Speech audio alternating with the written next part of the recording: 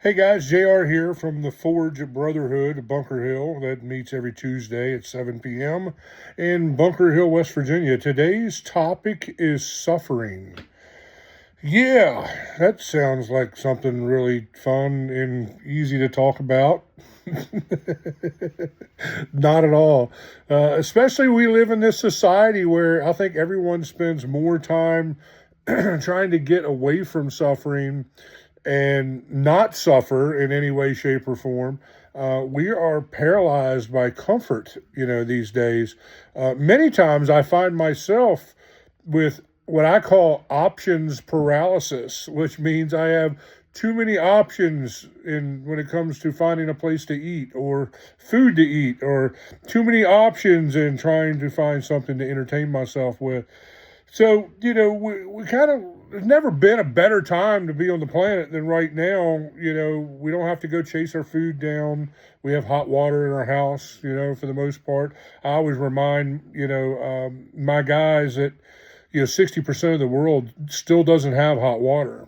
That's something we take for granted here in the United States, that some people, it's just not something that is ever been on their radar and maybe never will be on their radar. And that causes immense suffering. Clean water, causes, not having clean water in second and third world countries causes all kinds of, issues that way. But I think the Bible teaches us, and Jesus as the example, that suffering is part of the process. There's no getting around it. None of us want to hang out in the town of suffering any longer than we have to, believe me, myself included. But after 14 years in recovery and having worked and taught various different 12-step programs and things like that, the thing that I've come to realize in my own personal life is whenever I'm going through a time of suffering, I see that as an opportunity to grow. Because if God can't challenge us, he can't grow us. It's just plain and simple. And I tell sponsees that, and have told them for over a decade, that if I can't challenge you, I can't help you grow. Now, you and God got to figure out the growth part. It's my job to kind of try to sow wisdom into your life and water the seeds that you're receiving, with love and kindness and, those sort of things. But sometimes we need a disciplinarian, myself included.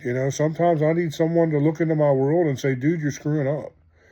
That's why I'm so very careful in all the decisions that I make in my life, and just went through some really big, hard decisions that I probably should have made a year and a half ago. But, in fear of trying to avoid suffering for myself and for the other people that my decisions were affecting, I drug it out way longer than I should have. And it really wasn't anyone's specific fault.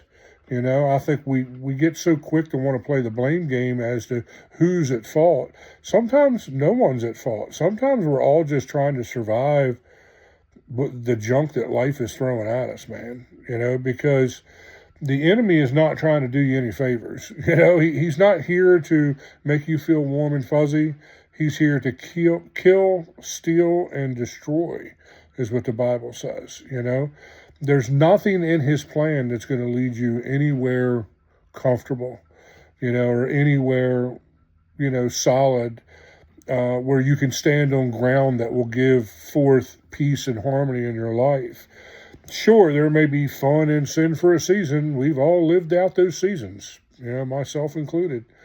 But at the end of the day, when suffering comes knocking on my door, I view it now as an opportunity.